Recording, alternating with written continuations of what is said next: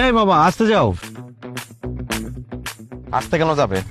এই ভাই তুমি জোরে জোরে টানো তো।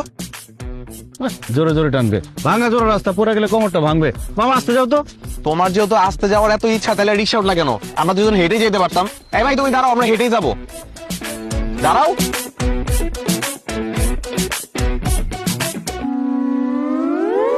আমি তো কিছুই বুঝতেছি না।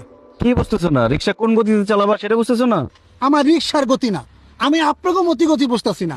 আপনার দুজন বন্ধুর, একজন আমার ডাকতেছেন মামা, আরেকজন ডাকতেছেন ভাই, বড় নাকি? আমরা বন্ধু না, উনি আমার আব্বু। কি? আব্বু? সে আমার সন্তান, আমি তার পিতা। আমি যাকে মামা বলবো, আমার সন্তান তাকে ভাই বলবে। এটা একটা জগতের নিয়ম। ও মা, এটা আপনি কি কোন? আপনার এত একটা দামরা ফুল আছে, এটা তো দেখলে বোঝা যাইতেছে না।